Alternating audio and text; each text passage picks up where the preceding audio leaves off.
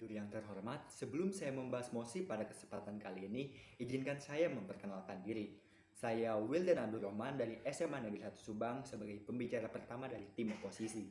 Dilihat dari status quo pada kesempatan kali ini, yaitu mengenai bahwa pejabat pemerintah dilarang menggunakan pengaruh media sosial, khususnya influencer, dalam mensosialisasikan kebijakannya. Jelas, saya dari pihak oposisi tidak setuju dengan mosi tersebut. Karena sejatinya tugas influencer sendiri memberikan pengaruh di masyarakat melalui platform-platform yang ia dalami. Dewan Juri yang terhormat dan tim pemerintah yang saya cintai, saya menyoroti beberapa pernyataan dari pihak pemerintah yang menurut saya rancu. Statement tersebut tidak bisa dijadikan sebagai dasar untuk menyetujui mosi pada kesempatan kali ini. Pertama, diskursus dengan para ahli yang harapannya menarik perhatian publik. Bagaimana bisa menarik perhatian publik jika orang yang menjelaskannya pun tidak dikenali sebelumnya? Influencer dibutuhkan sebagai jembatan komunikasi kebijakan pemerintah dengan seluruh warga. Karena influencer adalah seseorang yang sudah cukup dikenal, maka informasi yang ia sampaikan pun dapat terukur. Atau dengan kata lain, influencer tentu akan mempertimbangkan bila hendak menginformasikan berita yang belum jelas pertanggungjawabannya alias hoax. Dan banyak pula influencer-influencer yang menggait ahli-ahli yang berkompeten di bidangnya untuk memperkuat dan meyakinkan publik akan kebenarannya. Kedua, pengalihan tanggung jawab dari pemerintah ke influencer. Di mana letak pengalihan tanggung jawab tersebut?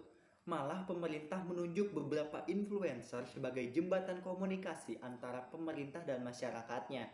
Influencer membuka ruang bagi masyarakat menyampaikan kritik dan saran seperti di kolom komentar, dan garis besar permasalahan tersebut akan ditanyakan langsung kepada ahlinya melalui konten mereka. Jelas, peran influencer di sini sangatlah vital dikarenakan membuat para ahli bisa menjawab lebih detail akan masalah yang umum dihadapi masyarakat tanpa harus membahas pernyataan yang sama. Di era pandemi seperti ini, teknologi sangat pesat dan informasi semakin terbuka. Banyak informasi yang datang ke masyarakat dan biasanya informasi tersebut ditanyakan langsung kepada orang yang dia percaya. Jika hanya mengandalkan diskursus saja, bagaimana penasaran masyarakat akan terjawab cepat, malah akan menimbulkan asumsi baru saat menunggu pembenaran dari sang ahli.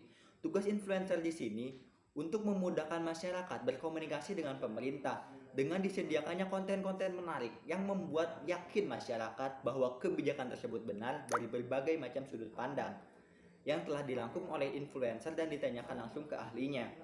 Hal tersebut jelas membantu masyarakat dan percaya influencernya yakin akan kebijakan tersebut dan masyarakatnya pun yakin karena informasi dan pembahasannya bisa ditonton di konten mereka yang dikemas secara inovatif dan efisien.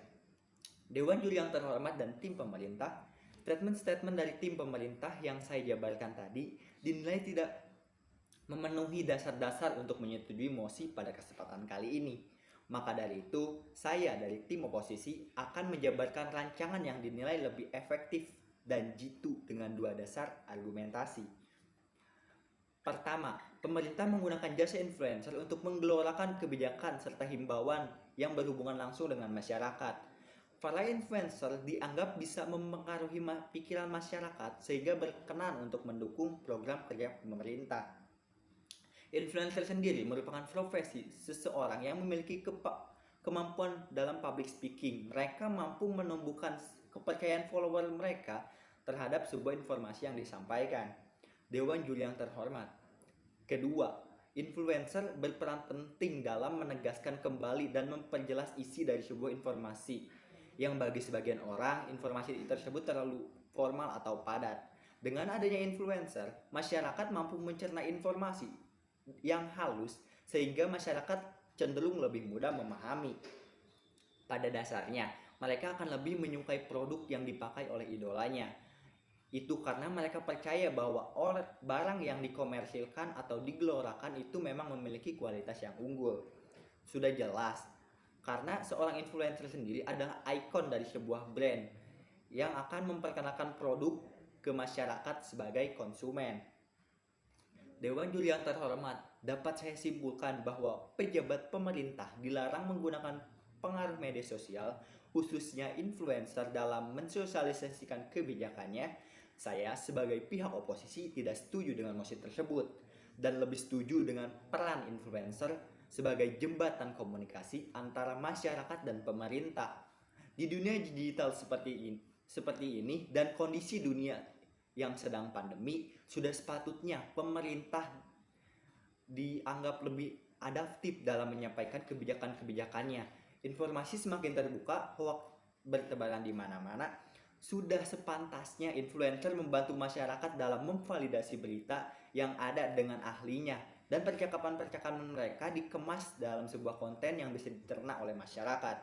Kekuatan terbesar dari sebuah selebgram adalah influencer atau pengaruhnya.